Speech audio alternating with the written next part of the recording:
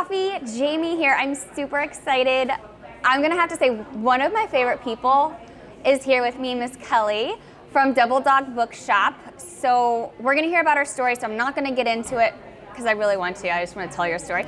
But we're gonna do our What Are We Drinking segment. So Kelley, what do you like to drink?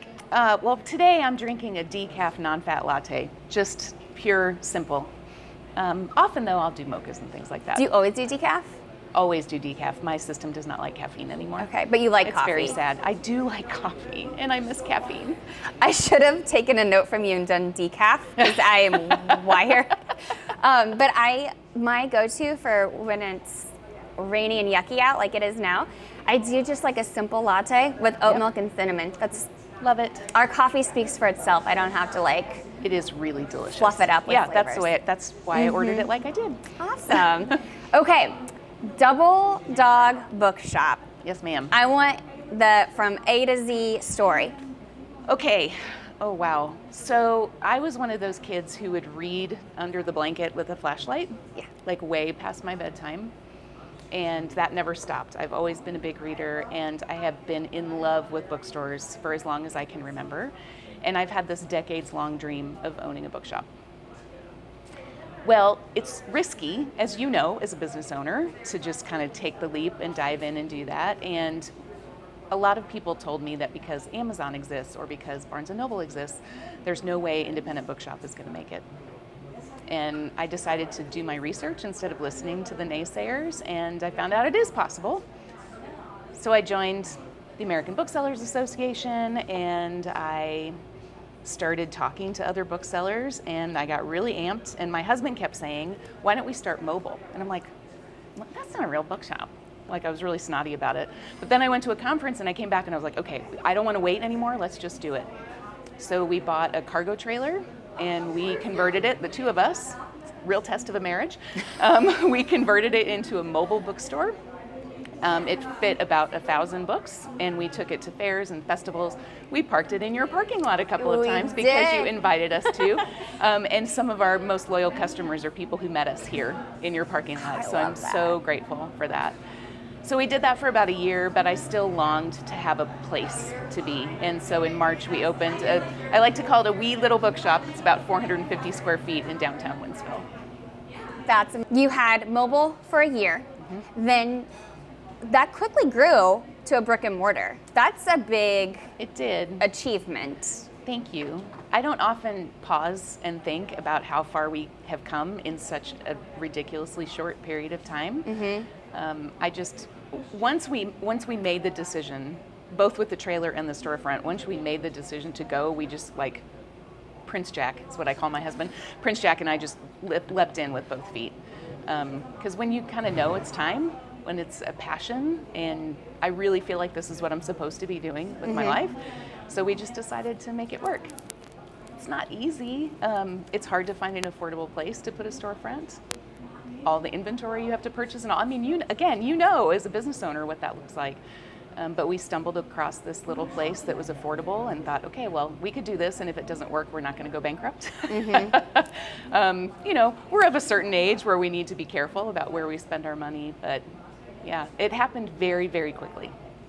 I think that means it's supposed to happen. That's kind of the way I feel like, too. I feel like the universe, or whatever you want to call it, kind of conspires to make things happen. If you're on the right path, it's going to just keep putting wind in your sails, and that might sound a little woo-woo, but I've seen it over and over and over and over again. Isn't that a book we read at the book club? It was, yes, The Alchemist. Yes. I also liked how you said you didn't listen to the naysayers. I feel that happens a lot in people who have passions or dreams to open a business. I also understand, like the means have to be there. It is 100%. not easy or cheap to open a business at all. So I'm not saying like that's not a factor. Right. But I do think a lot of people pause or don't follow their dreams due to others who have nothing to do with it. That's right. Telling them, that's a terrible idea. That's not going to work. Right. 100%. Yeah. I mean, from the very beginning, once we said yes on the trailer, the phrase that I was using to describe myself is pathologically determined. Oh, I get it. Yeah, and that's really pathologically determined, and then maybe a little unreasonably optimistic too. There's nothing wrong with that. Yeah, I don't think so either. And you're right. Like, I recognize I have a certain amount of privilege, that I had some money stashed away that I could invest in this. I actually have another entrepreneurial endeavor that kind of paid for the bookshop, so we didn't have to go into debt for the inventory and all those things. I definitely recognize that I'm privileged in that way. But I could have been like, oh yeah, you're right. It's never going to work. You're right. Amazon's going to get me. Right. Plot twist. That's not happening. Yeah. Independent bookstores are starting to take a share from Amazon, which is really exciting. And they're popping up all over the place. So again, all those people who said, nah, it's never going to happen, never going to happen. I'm like, okay, well. Shout out to our husbands, because my husband is also Seriously? the same. Yeah. Never doubted me. Yeah. Randomly, we were in our kitchen one day and I was like, hey, I think I want to own a coffee shop. And he said, what? And I said, yeah, I really want a place where people can meet and talk, and it's not just a drive-through. Yeah. Like, it's truly somewhere people can go for a community. Yeah. And he said, okay, why don't you do some research and come back to me? It's amazing. And so I full throttled it. 100%. That's what Prince Jack was too. He's like, I want to see the numbers. I want to see that it's actually plausible. And then he was on board. And now my husband Jeff is like our handyman. Yeah.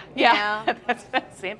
Actually, this podcast, we were at dinner and I was like, I need a way to grow our brand awareness. And so that was his idea. So yeah, I love it. I know. I'm just the face of the podcast. No. Let's talk about the pop-up of the indie bookstores, the community around them. Yeah. I feel like there's a shift in communities. We kind of went digital and fast, and yes. I see that at PJ's, right? Like there's all these just drive-through coffee shops. Yeah. There's you might be able to get to know a barista, but you're not we truly know our customers. Yes. Who we see, and I actually am friends with a lot of them now. Yeah. I care about them. 100%. Right? Yeah. So I feel you're seeing a very similar change in bookstores and yeah. Talk to me I mean, about that. a lot of people, and unfortunately a lot of people still do buy books from Amazon. The difference between Amazon and an indie bookseller is that we don't rely on algorithms to recommend books to you. We actually care what you're purchasing. We don't look at books as a loss leader the way Amazon does. We really want people to feel known and cared about, so that we can recommend what we know that they'll like, and maybe even challenge them on some things like, okay, this may be a little outside, but you try this. But the community piece is really very important. We started, our first book club was in September. It was on my front yard, because I have dogs. We couldn't have the book club inside. That was in September. We now have 10 book clubs meeting regularly. And they have become found family for people. They're not just, we don't just get together and talk about books. We get together and talk about life. We get to know one another. We care about one another. We have this giant group chat. It's feral. That is literally called Family Chat, because we have people in our community who just have a rough go of it with their actual families. And so we've become found family to them. One of my frustrations in our current setup is that we're so small that we can't have people just sitting and talking with us. There's no place to sit in our bookshop. It's all books. And so this is Double Dog 2.0. Double Dog 3.0 is going to be much bigger, so that we can actually have a third place for people, so they can come and hang out and get to know one another, and just a place where they feel safe and welcome, where they can just be who they are, because that's hard these days. It's very hard. Yeah. I don't know if that answered your question. I kind of went off on a It did. rant. No, part of this podcast, right, is about community. Yeah. And small businesses, I feel, are truly the backbone of communities. Yeah. You can have, corporate stores and private equity owned places, but they're not personable. Right. They don't care if your mom passed away. They don't care if your boyfriend broke up with you. That's right. They don't celebrate when you graduate college. Yeah. That's my focus of PJ's, really, in this podcast. It shows so much. I mean, you are so community oriented. You care for people so well, and it really is a model to other business. I mean, I'm sorry, the chains can't do what you do. They wouldn't do what you do. Yeah. Because they don't care like you do. We try. We definitely try. I mean, we don't hit the mark all the time. Sure. Right? Well, none of us does. Right? We're human. Yeah. But I do feel, and I feel the community aspect in your social media is stellar. Thank you. I did not know you had a marketing background. Yeah. So that makes sense. I mean, it wasn't in social media, but yeah. Yep. Yeah. Well, it's very, very Kelley. So it's, Thank you. I like the way you word things and the way you connect through people in videos. I love it. Thank you. Yeah, and I think that's why your community grew so fast. Well, maybe, but I like to say it's really not about me. I mean, the bookshop, I will tell people, this is not my bookshop, it's our bookshop. Mm-hmm. This is not my community, it's our community. Yes. And I really, really believe that to my core. So I don't want it to be about me, but I do hope that whatever I'm presenting does make people want to be like, oh, I kind of want to be a part of that. Yeah. I want to join in and be part of that. I think the other thing that's interesting about bookstores in particular, not only are they community building because of the space, they're also community building because of what we offer to people. So I really believe that books can change hearts, they can change mind, they broaden perspectives. It doesn't matter what you're reading. You could be reading a fantasy book. You're going to encounter something that's different from you, and it's going to grow your empathy capacity. Yes. And I feel like that's one thing that we really need desperately right now in our world is more empathy. And so that's the other reason I think the community bookstores build community for that reason too. That people are encountering all these different ideas and different people, and they're taking, they're like, oh wow, it's not just about me. Right. We're like all in this together, and that's been really gratifying to see too. Do you also see, like, in book clubs, right? So someone can read a book, and one person has like, oh, I got this out of this book, and the other person's like, I got this, but that makes sense. Yes. Like, it's a way to allow open conversations in a very non-judgmental setting. Yes, definitely. Yeah. In fact, one of our book clubs, it's called Double Dog Dare and Donuts.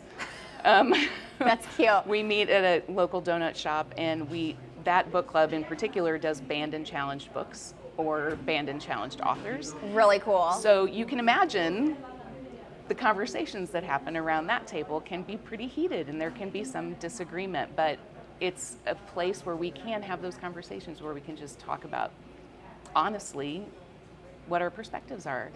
And there's something magical when you sit down with somebody and you look them in the eye, even if they disagree with you, you can't dehumanize them. Right. Because they're right there in front of you. And I think that's really powerful. Right now, I feel like if you don't agree with me, the society as a whole, if you don't agree with me, then you're wrong. That's right. It's over. Like, we can't be friends, those types of things. Yeah.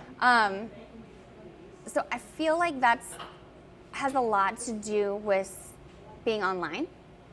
Yeah. It's easy to be that way Yes. behind a computer screen or behind your phone. 100%. You don't see, the mom or the dad or the business owner That's or, right. someone struggling. All you see is their opinion. Yes. Yeah. And so I think more face-to-face conversations would do us a lot of good. I think it would too.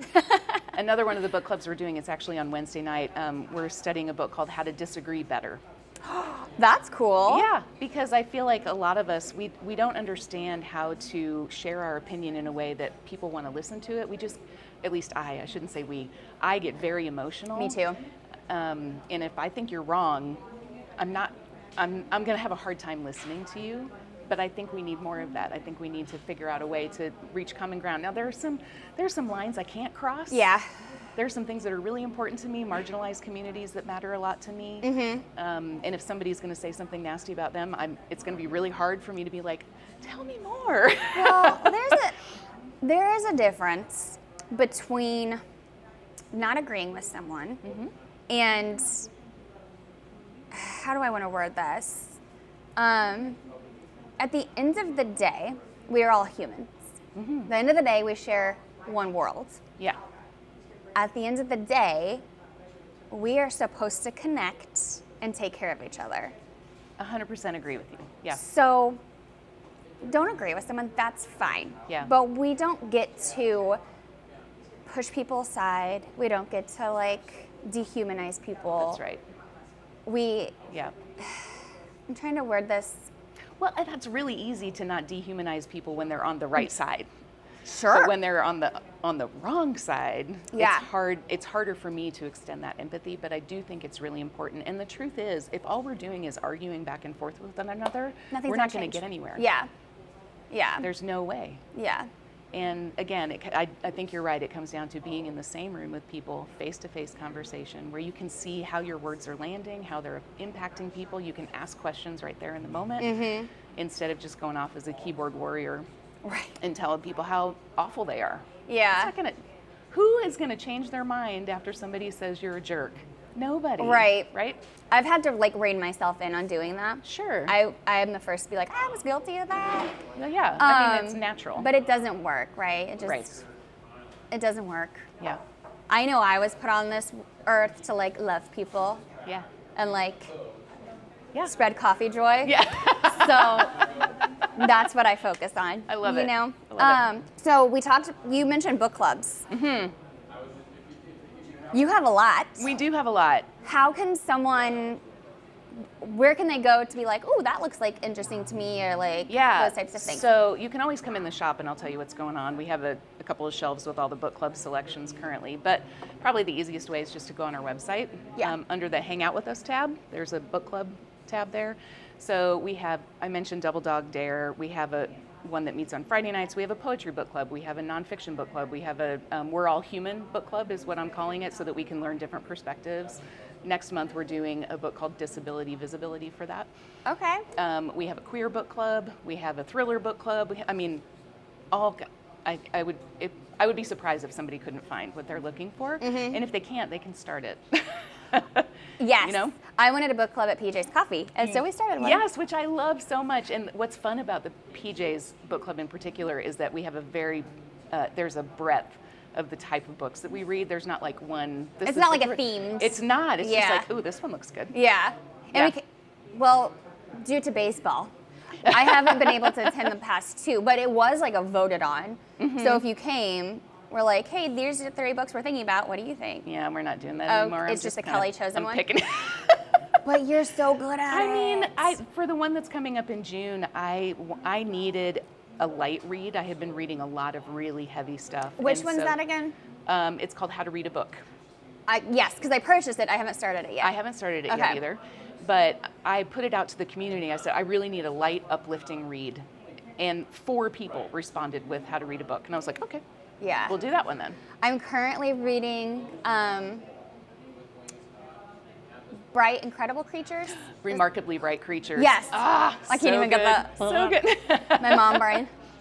Yes. And so I started reading it, and then on Mother's Day, my whole family was together, and I was like, I really want to watch this movie. Yeah. But I was talking to my son, he's 10, and he likes to read. And I was like, well, I really want to watch this movie with you guys, but I'm in the middle of reading the book. And I was like, I'm afraid it's going to ruin the book for me. And he's like, well, let's watch it and then read the book, and then we can discuss what was different. And I'm like, deal. I love that. And how was the film? So good. Was it so good? Yes. Yeah, I haven't watched it yet. Sally Field is the perfect pick. Have some tissues. Yeah, for sure. Yes. Well, I saw the previews before I started the book, and so I already had like Sally Field in my mind. Yeah. She was made for that role. Yes. Or that character was made for her. Maybe they already had her in mind. Yeah, I don't know. But when I heard that she was playing that role, I was like, oh, yeah, that tracks. Yeah. It's so good. Perfect. It's good. And then we read The Frozen River. Yes. That was a book I could not put down. So good, right? Wow. Yeah. And I'm not really a historical fiction fan, but she was kind of badass. Yes. Right? Yeah. Yes. It's a great book. I actually wrote the author's name down, which I don't have it in my head, but I was like, okay, I can get on with that. Because I was reading her bio and how she did a few other Yes. Yeah, she has like a new that. one coming out too. I can't remember the name of it or even when it's happening, but it's coming. Yeah. Yeah, I love it. What other kind of events do you do for the community? So we're just starting to get into events. It took me a second to figure out how to arrange the bookshop so that we could have events, because it is really little. But Prince Jack came through again. He put our cases on wheels so we can push them out of the way. Smart man. Anyway, yes, smart. We have a couple of crafts, like bookish craft events coming up, little arches that you can put on your bookshelf, and a crocheted bookmark. We're doing a beginning crochet class. Fun. It's really fun. And little mini bookcases, things like that. And then we also are starting to have authors come in to do signings. I have a couple of author events. Like, they're going to come, I'm going to interview them about their book. So scared, but I'm going to do it. Like, this is what it's about, right? Just thrive. Well, we'll see. Yeah. We'll see. So, and those are all on our website as well. Or they will be by the time you show this. I understand. I understand. Yeah. Time goes by so fast. It does. Yeah. It does. Awesome. Is there anything else that I missed? Anything you want to say? I just want people to know that reading matters, and it doesn't matter what you're reading. I'm just really glad people are reading. There's some people who like, oh, you're just reading romantasy, and who cares, right? Yeah. Like, reading is reading, and again, it just brings you closer to people who are different from you. Also, if you're thinking about joining a book club and you're socially awkward and introverted, hello, that's who I am, and I lead most of them. Just come. It's really amazing how easy it is just to get connected with people. And women talk all the time about how hard it is to make friends as adults. Mm-hmm. I don't know if you found that. Yes. I think it's really hard to make friends as an adult woman, and book club is just, it just happens. It just happens naturally because these are people who love books and they just get together, and it's been really, really fun. So yeah, that's the other thing. Read whatever and come to book club. Yeah. I love that. I agree. I also like the PJ's book club. Well, the times I was there, it was co-ed. Yeah. So when we did the Alchemist, it was really cool to see how women perceived that book. Yeah. And then also like the male view of the book. So I was like, oh. The PJ's book club is kind of multi-generational too. Yes. Which is really cool. Yes. And we don't get that in very many spaces in our culture. So that's been really great too. Coffee and books. I'm telling you. They're going to change the world. They are, 100%. I love it. Well, thank you so much for your time. Thank you. I appreciate it. I love talking to you.